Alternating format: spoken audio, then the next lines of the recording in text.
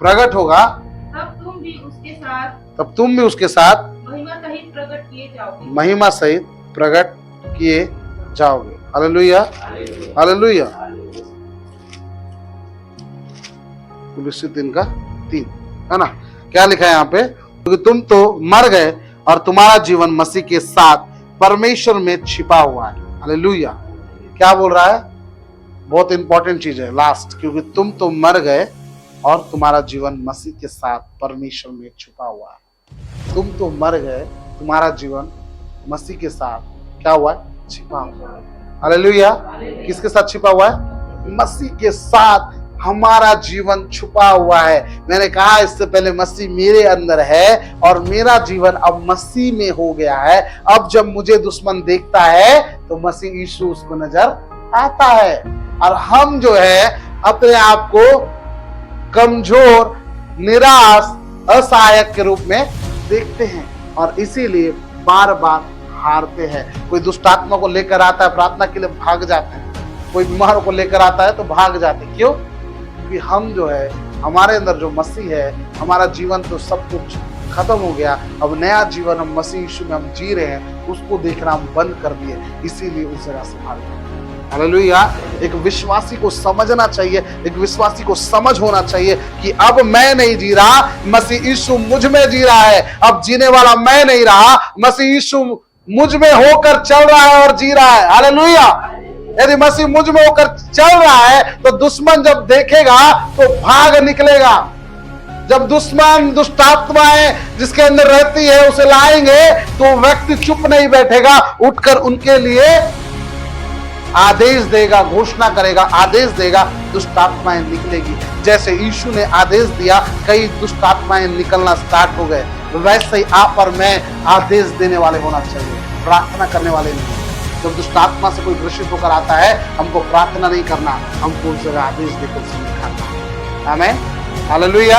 यदि आप और मैं मसीह यीशु जो मुझ में है इस बात को यदि समझ गए और विश्वासी जब इस बात को समझ जाए कि मसीह यीशु मुझ में है, अब मैं नहीं रहा, मसीह यीशु मुझ में रहता है, अब मेरा जीवन सब समाप्त हो गया, अब मैं जी रहा हूं जो मसीह यीशु के लिए और मसीह यीशु मुझ में है, तो मैं यदि उस आत्मा के चलाए चल रहा हूं जो परमेश्वर की आत्मा है, तो मैं एक उजाले के समान चमकूंगा। केवल चमकूंगा ही नहीं, परमेश्वर के सारे इच्छा को, सारे उद्देश्यों को इस पृथ्वी में पूरा करते हुए जीवन को जीऊंगा।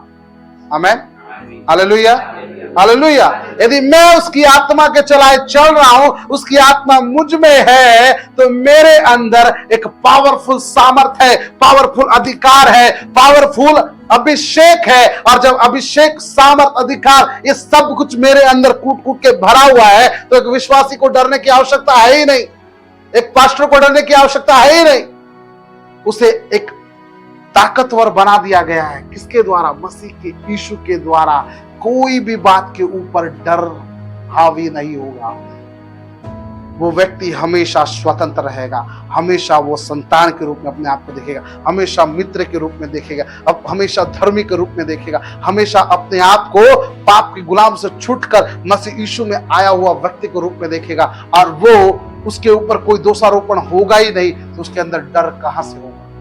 हालेलुया। यदि दोषारोपण है ही नहीं हमारे अंदर, तो दुश्मन जो है वो दोष लगाने की कोशिश करता है। लेकिन विश्वासी यदि वचन के नींव में मजबूत है, तो उसके दोषारोपण को ऐसे ही चुटकी में उसकी बातों को नेगलेक्ट करे या चुटकी बजाते उसे बोले, तेरे बकवास बात को बंद कर, यहां से चला जा, वो चला जाए। हालेलुया। क्योंकि वो समझ जाएगा कि विश्वासी अधिकार को पहचानने वाले विश्वासी है और ये इसके पास मेरा काम नहीं चलने वाला। मैं आज इतनी सारी बातों को बताया मेरे प्रियो, बस ये बताने की कोशिश कर रहा हूं कि मसीह की नजर आपके प्रति ऐसा है।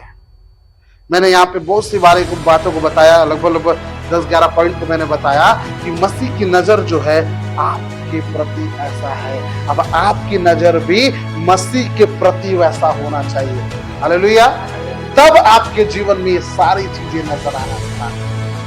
आमीन, विश्वास करते हैं। आपको मैं 2 सप्ताह से अधिकार के विषय में बता रहा हूं। आपको मैंने बीते सप्ताह शैतान के बारे में कुछ बातों को बताया और मसीह यीशु के बारे में बताया कि उसने कैसे काम किए। आज मैं बता रहा हूं कि आपके जीवन में परमेश्वर की नजर कैसी है, वो किस नजर से देखता है, और इस पृथ्वी में आपका पद क्या है, आपका देखने का दृष्टिकोण को बदले। जैसा मसीह यीशु आपको देखता है, हर एक बिलीवर्स को देखता है, वैसे ही अपने आप को आप देखना स्टार्ट करें। तब आप परमेश्वर कामों को अपने जीवन में देखना स्टार्ट करें। आमीन।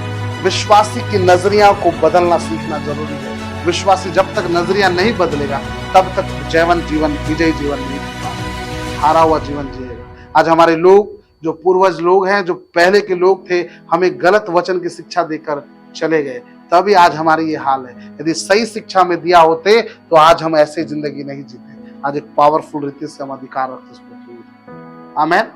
विश्वास करते हैं। आइए हम प्रार्थना करें इस वचन के लिए। सभी अपने आंखों को बंद करें।